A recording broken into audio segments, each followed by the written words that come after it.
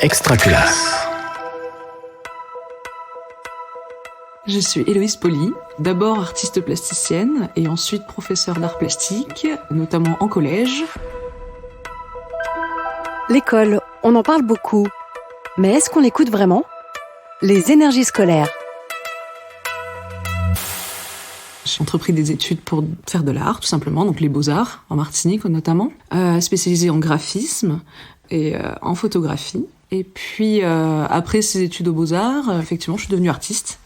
J'ai fait des expositions jusqu'à rencontrer des élèves comme ça. C'était des quatrièmes. Et effectivement, je me suis découverte à présenter le travail d'autres artistes, à leur poser des questions, à voir leurs réactions, à mettre en place un dialogue avec des élèves de 14 ans. J'ai adoré cet échange avec ces élèves. Et je me suis dit, oui, je vais passer le concours professeur d'art plastique sur Aix-en-Provence. Si nous parlions un peu d'histoire de l'art. Oh, ça fait un peu pompeux de parler d'histoire de l'art. Après être devenue prof d'art plastique, j'ai rencontré une autre artiste. Elle est professeure aussi, mais dans le privé, en tant que professeure indépendante, et donc moi, professeure, comme on connaît dans l'éducation nationale. Et on a toujours eu à cœur ce besoin de transmettre pour tous.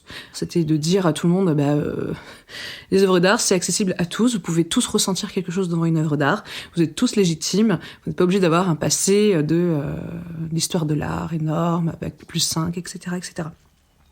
Donc ça, c'était vraiment une notion très forte qui vibrait dans notre travail plastique à toutes les deux.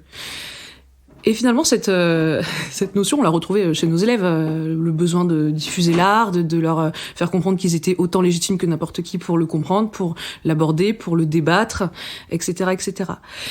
Et en fait, ce qui m'amène à la vidéo, là, surtout, c'est que je l'utilisais donc comme collectionneuse de vidéos dans mes cours, donc pour faire découvrir aux élèves un autre type de vidéos sur Internet, sur YouTube.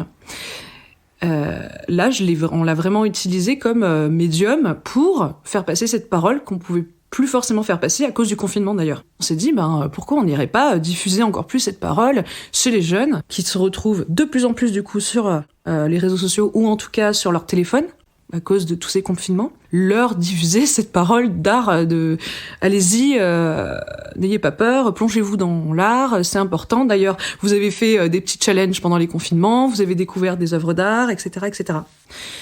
Et c'est là qu'on s'est dit, on va discuter d'histoire de l'art, de mouvements artistiques, d'anecdotes, de manière très très courte, sur Internet. Parlons aujourd'hui d'une œuvre japonaise majeure. Il est temps de sortir un peu de notre zone de confort, vous pensez pas ? Voici La Grande Vague, près de la côte de Kanagawa, une estampe, ou xylographie, si on veut utiliser des mots un peu compliqués, qui a marqué la culture nippone, mais aussi mondiale.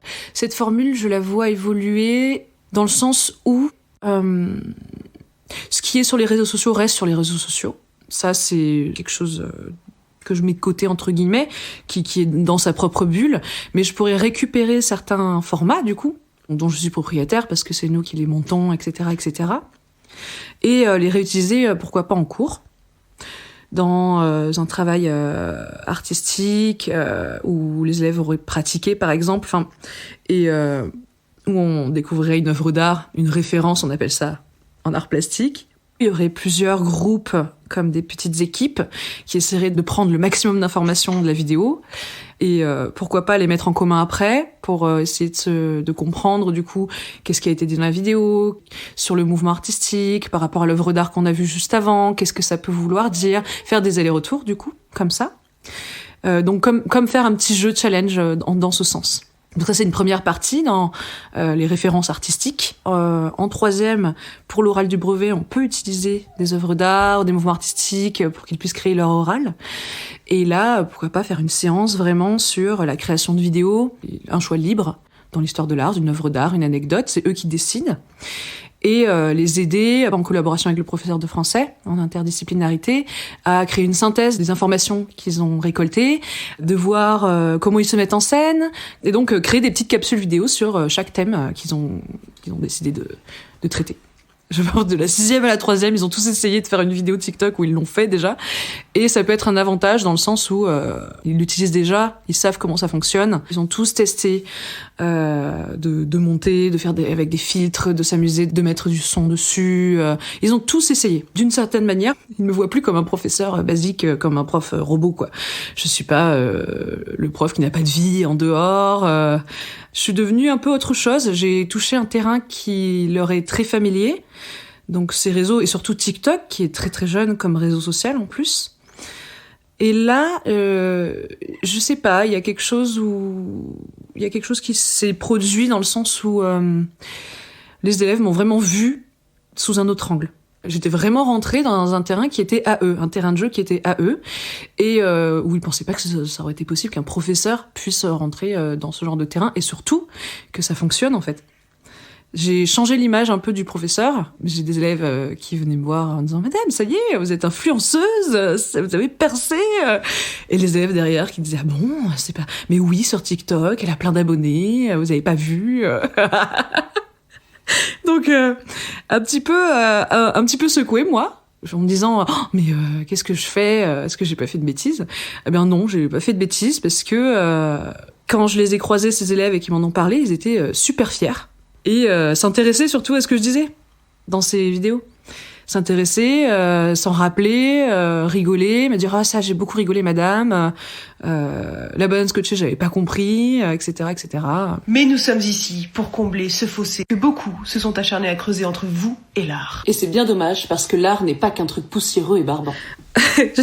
Hier soir, j'ai tenté avec ma co-créatrice de faire un live sur TikTok. Donc on s'est mis en live pendant 45 minutes et on a parlé d'un thème, c'était Van Gogh. Et le premier commentaire que je trouve sur le live, parce que les gens peuvent réagir en direct, c'est « Oh, la dame à gauche, elle ressemble énormément à mon ancienne prof d'art plastique de 6e ».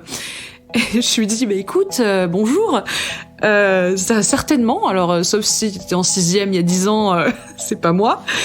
Si t'étais en 6e il y a 3 ans, c'est possible. Et on dit, oh mais c'est Madame Poli. Oh, je suis si fière. Je vous aime, Madame Poli.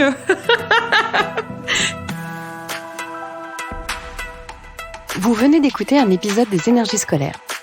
Si ça s'est bien passé, n'hésitez pas à laisser un avis sur votre plateforme d'écoute. À bientôt sur Extra Classe. Une production Réseau Canopé 2022. Extra Classe.